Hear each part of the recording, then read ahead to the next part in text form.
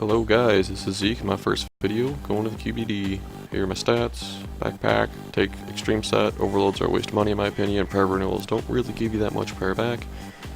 Gear, kind of scrub gear, but I spent my bank on dry gore maces, so yep, there you go. For a familiar, I'm going to be bringing a war tortoise full of rock tails, and yep, now this is not a pro setup, this is just what I take. My bank at Edgeville, I've heard this is not the fastest lodestone, but it's a habit, so to get to the QBD, go right to the Port Sarum lodestone, and we're going to run there.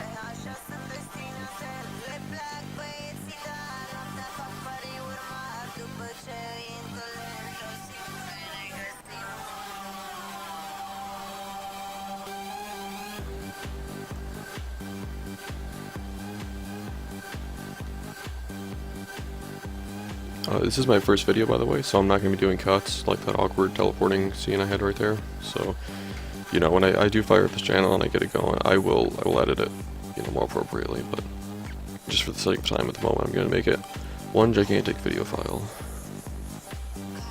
You need like 50 or 60 agility or something to get on this shortcut, but I would highly recommend it because if you die, you're going to get back here like that poor guy did. Anyways, it's worth it, and agility is not that, it doesn't take that long, so, okay. I'll pass through here. Don't pot up before you go in, because the animation of the little dragon guy waking up takes too long, and you're just going to be wasting super anti-fire time. Oh, here's the ability bar setup, by the way, I'm sure you can see that, but I'm not going to go through it all.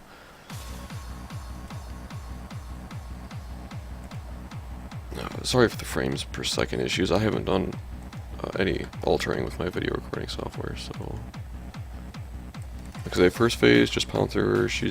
First three phases are pretty easy. The fourth phase is kind of a bitch.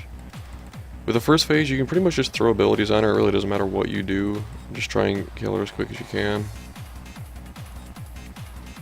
Kind of the pattern that I found myself in with this ability bar is I just blow through all my basic abilities, and then I'm going to use one assault on her in the first phase. I'm always trying to throw anticipation up too.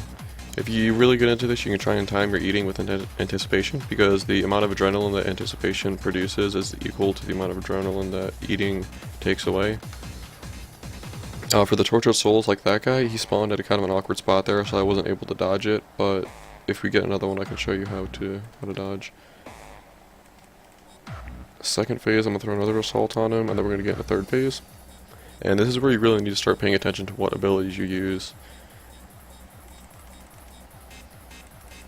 Oh yeah, for this fire wave thing, if you see where I'm standing, which is just to the right of the current angle of the camera, just to the right of that center position, and that's going to make you dodge one of the fire waves. The other two are going to hit you, you can tank them, it really doesn't matter. If you're really kind of a low level and you're having a hard time surviving this, then I guess you could try and dodge them, which the guy would be to run right there, right in front of the thing, and then try and dodge them. Don't just run right to the spot, you won't make it. If you saw the 1500 damage I took, it's because I stood in that path for too long. Sometimes it's unavoidable, sometimes you can do it. Really, you should just try and be as fast as you can. If you make it, you do. If you don't, you don't, and that's just that.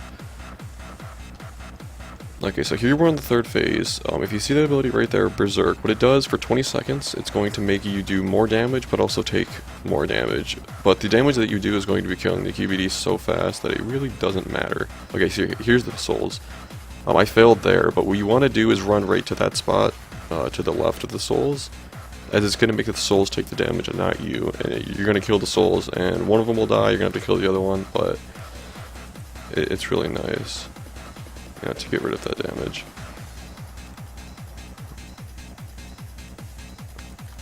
Okay, now, because Berserk is an ultimate ability, on the third phase you want to build up enough adrenaline to use Berserk. That way on the fourth phase, where she does a ton of damage, you can just, you know, activate Berserk, throw your abilities down, she'll be down in a couple of seconds.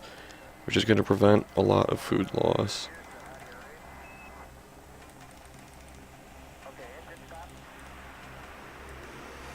Don't save up to full health on here. Yeah, I just missed that, of course, but saving to full health is just, it's going to waste time, and you're going to lose too much adrenaline by doing it. So try and just linger around that safe, you know, 2200 area of health.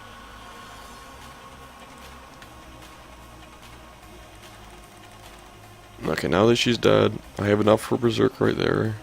I'm going to activate this thing, and I'm going to run back to her. And now I'm going to activate Berserk, and I'm going to throw all of my abilities down to kill her as fast as I can, because she's She does way more damage in the 4th phase than she does in all the other phases.